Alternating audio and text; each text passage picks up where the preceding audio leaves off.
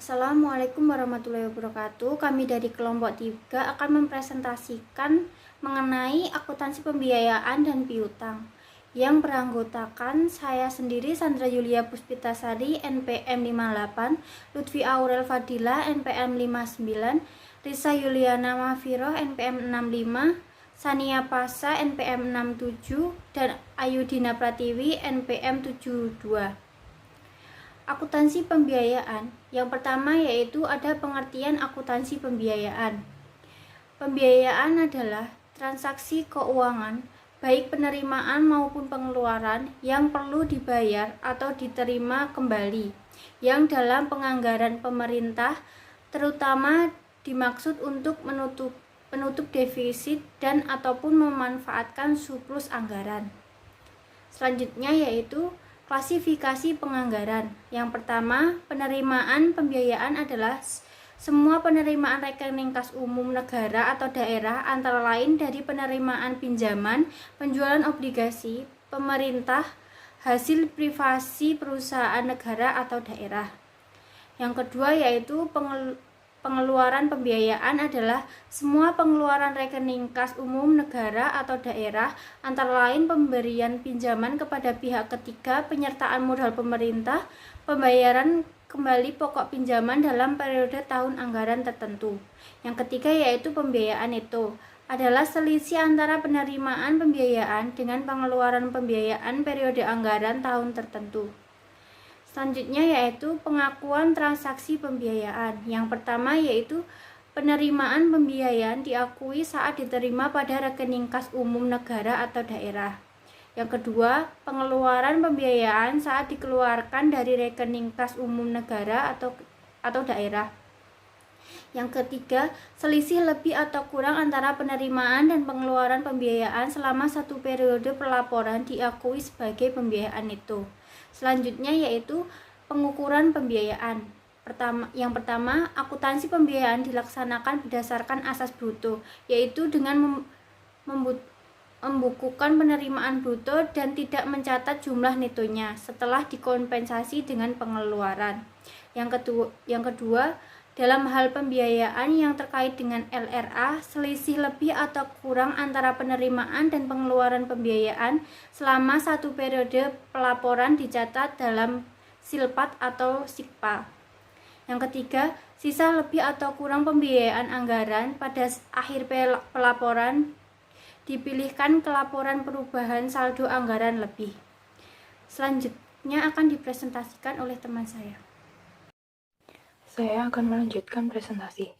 Selanjutnya itu pencatatan akuntansi pembiayaan. Pencatatan akuntansi untuk pembiayaan dilakukan 2 kali, karena transaksi ini akan dilaporkan di laporan realisasi anggaran atau LRA dan laporan operasional atau LO. Dalam akuntansi keuangan Pemda, pembiayaan dibagi menjadi 2, yakni penerimaan pembiayaan dan pengeluaran pembiayaan. Penerimaan pembiayaan memiliki saldo normal kredit, yang artinya jika terjadi transaksi yang menambah penerimaan pembiayaan, maka akan dicatat di sisi kredit. Sebaliknya, jika terjadi transaksi yang mengurangi penerimaan pembiayaan, maka akan dicatat di sisi debit. Selanjutnya yaitu contoh kasus untuk penerimaan pembiayaan. Pada 1 Juni 2015, Pemda Kota Batanggaring menerima pinjaman jangka panjang dari Bank BPD senilai 700 juta.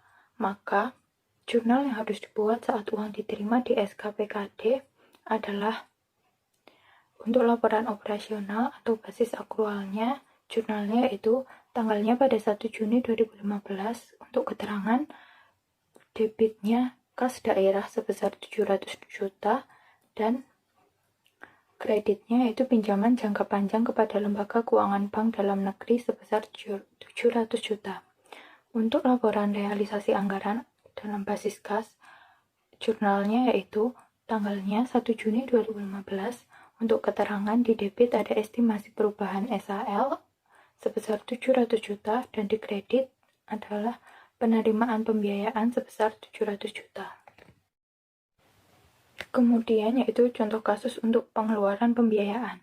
Pada 1 Juli 2015, Pemda Kota Batanggaring membayar pokok pinjaman jangka panjang ke Bank BPD senilai 10 juta.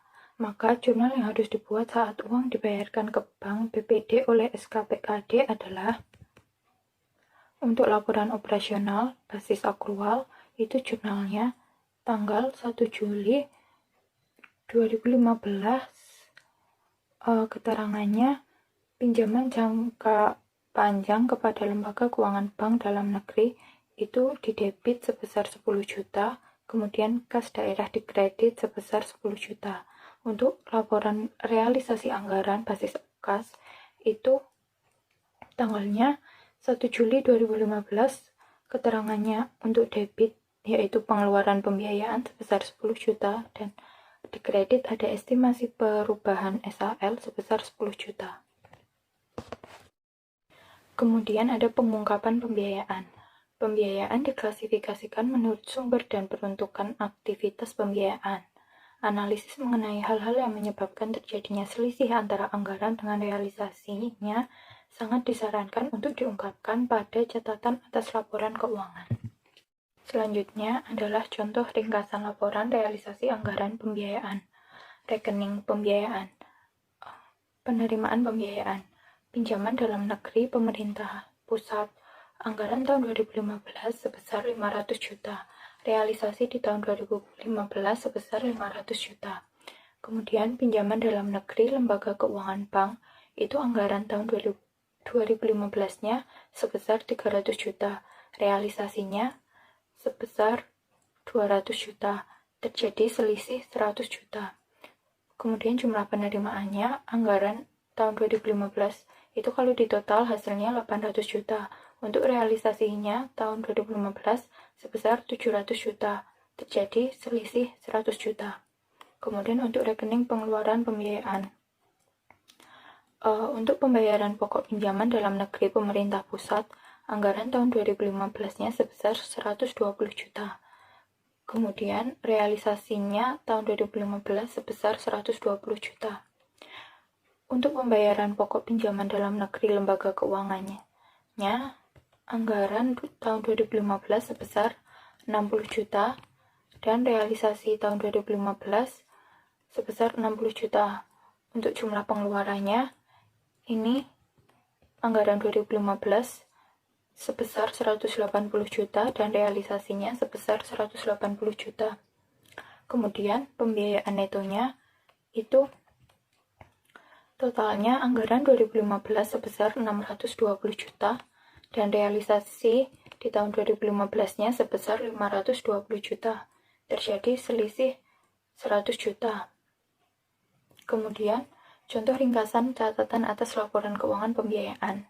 Terdapat selisih kurang negatif senilai 100 juta dari realisasi pinjaman dalam negeri lembaga keuangan, yakni dari BPD. Hal ini dikarenakan kecukupan dana yang mampu diberikan oleh pihak BPD hanya 700 juta. Nilai ini lebih rendah dibandingkan asumsi yang dibuat pada saat penganggaran, yakni 800 juta. Selanjutnya akan dipresentasikan oleh teman saya. Baik, yang selanjutnya saya akan melanjutkan presentasi mengenai akuntansi piutang. Definisi piutang. Piutang pemerintah daerah adalah jumlah uang yang wajib dibayarkan kepada pemerintah daerah atau hak pemerintah daerah yang dapat diukur dan dinilai dengan satuan mata uang sebagai akibat perjanjian atau akibat lainnya yang terkait dengan perundang-undangan yang berlaku atau akibat lain yang dinilai sah. Kemudian untuk pengakuan transaksi piutang, piutang pemerintah daerah diakui saat suatu transaksi yang berkaitan dengan munculnya piutang telah terjadi secara sah atau ketika suatu ketetapan telah diputuskan oleh pemerintah daerah dengan mengeluarkan suatu dokumen yang berkekuatan hukum untuk menagih sejumlah uang kepada pihak yang dikenai putusan tersebut. Kemudian, untuk pengukuran piutang, piutang dicatat sebesar nilai nominal piutang yang ditetapkan dengan mengacu kepada peraturan perundang-undangan yang berlaku dan menurut perhitungan yang dilakukan oleh lembaga tertentu yang perhitungannya berkekuatan hukum. Untuk jenis piutang, secara umum jenis piutang ada dua, yaitu piutang pajak dan piutang bukan pajak, meliputi retribusi, denda, penjualan angsuran, tuntutan ganti rugi, dan piutang lainnya yang diharapkan diterima dalam waktu 12 bulan setelah tanggal pelaporan. Untuk yang selanjutnya, terdapat pencatatan akuntansi piutang. Piutang adalah akun yang khusus dibuat untuk tujuan pembuatan laporan operasional, sehingga tidak dibuat catatan untuk laporan realisasi anggaran. Piutang merupakan bagian dari aset sehingga berada pada posisi normal di debit. Jika terjadi transaksi yang mengakibatkan penambahan nilai piutang Pemda, maka dicatat di sebelah debit. Sebaliknya, jika terjadi transaksi yang menyebabkan pengurangan pada piutang, maka dicatat pada sisi kredit. Aturan umum penjurnalan transaksi piutang. Untuk transaksi terjadi timbulnya hak piutang pada laporan operasional basis akrual, piutang berada di debit dan sumber piutang LO berada di kredit. Untuk laporan realisasi anggaran basis kas tidak ada jurnal. Kemudian untuk transaksi terjadi penerimaan sejumlah uang sebagai realisasi dari piutang, pada laporan operasional basis akrual itu kas berada di debit dan piutang berada di kredit. Untuk laporan realisasi anggaran basis kas yang berada di sisi debit itu ada estimasi dan perubahan saldo anggaran lebih. Untuk sisi kreditnya terdapat pendapatan laporan realisasi anggaran. Presentasi yang selanjutnya akan dilanjutkan oleh teman saya. Yang selanjutnya yaitu pencatatan akuntansi piutang. Contoh kasus, yang contoh pertama, pada tanggal 2 Februari 2015, BUMD milik Pemda ABC mengumumkan akan membagikan bagi hasil BUMD berupa dividen tunai senilai 50 juta yang akan dibayarkan pada tanggal 1 Maret 2015. Uang dividen tunai tersebut diserahkan langsung ke BUD. Jurnal yang harus dibuat oleh SKPKD selaku BUD adalah sebagai berikut. Untuk laporan operasional basis accrual pada tanggal 2 Februari tahun 2015, jurnalnya yaitu piutang dividen BUMD bertambah sebesar 50 juta di debit. Kemudian kreditnya pendapatan bagi hasil BUMD LO juga bertambah di sebelah kredit sebesar 50 juta. Kemudian pada tanggal 1 Maret 2015, kas BUD bertambah di debit sebesar 50 juta. Kemudian kreditnya piutang dividen BUMD sebesar 50 juta. Untuk laporan realisasi anggaran basis kas pada tanggal 2 Februari tahun 2015 tidak di jurnal. Kemudian pada tanggal 1 Maret 2015, debitnya yaitu estimasi perubahan SAL sebesar 50 juta di debit, kemudian pendapatan bertambah di kredit, yaitu pendapatan bagi hasil BUMD LRA sebesar 50 juta. Yang selanjutnya, contoh 2. Yang A, pejabat pengelola keuangan daerah atau PPKD selaku bendahara umum daerah atau BUD menetapkan bahwa pajak terutang wajib pajak hotel bulan Januari sampai April pada tahun 2015 di Pemda ABC senilai 500 juta. Kemudian yang B, dari 500 juta piutang pajak hotel yang ditetapkan pada soal A, setelah dilakukan rekapitulasi per 31 April tahun 2015 adalah sebesar 510 juta. Jurnal yang harus dibuat untuk laporan operasional basis accrual pada tanggal 2 Februari tahun 2015 yaitu piutang pajak hotel bertambah di sebelah debit sebesar 500 juta, kemudian pendapatan pajak hotel LO juga bertambah sebesar 500 juta di sebelah kredit. Pada tanggal 1 Maret 2015, kas BUD bertambah sebesar 510 juta di debit, kemudian pajak hotel sebesar 500 juta di sebelah kredit, dan pendapatan pajak hotel LO bertambah di sebelah kredit sebesar 10 juta. Kemudian untuk laporan realisasi anggaran basis kas pada tanggal 2 Februari tahun 2015 tidak ada jurnal. Kemudian tanggal 1 Maret 2015, estimasi perubahan SAL sebesar 510 juta di sebelah debit. Kemudian pendapatan pajak hotel LRA juga bertambah di sebelah kredit sebesar 510 juta. Yang selanjutnya yaitu penilaian akun piutang. Piutang dinilai sebesar nilai bersih yang dapat ditagih. Oleh karenanya, sebagaimana idealnya akuntansi basis accrual, piutang akan dilaporkan sebesar nilai bersih piutang, yakni nilai piutang kotor dikurangi estimasi nilai piutang yang tidak dapat ditagih. Berikut jurnal yang dibuat untuk pembentukan cadangan piutang tidak dapat tertagih. Untuk laporan operasional basis accrual, debitnya yaitu beban kerugian piutang, kreditnya yaitu penyisian piutang. Kemudian untuk laporan realisasi anggaran basis kas tidak ada jurnal karena transaksi ini tidak terkait dengan anggaran. Yang selanjutnya yaitu penghapusan piutang Pemda. Dikenal dua istilah penghapusan piutang pemerintah, yakni yang pertama penghapusan piutang bersyarat, maksudnya penghapusan piutang pada pembukuan pemerintah daerah dengan tidak menghapuskan hak tagihnya. Yang kedua, penghapusan piutang mutlak, yaitu penghapusan piutang pada pembukuan pemerintah daerah beserta hak tagihnya. Baik penghapusan bersyarat maupun penghapusan mutlak hanya dapat dilakukan jika pengurusan piutang sudah secara optimal dilakukan oleh Panitia Urusan Piutang Negara atau PUPN. Adapun jurnal untuk penghapusan piutang pemerintah daerah yaitu pada laporan operasional basis accrual, debitnya yaitu penyisihan piutang, kreditnya yaitu piutang yang terjadi saat itu. Kemudian pada laporan realisasi anggaran basis kas tidak ada jurnal karena transaksi ini tidak terkait dengan anggaran.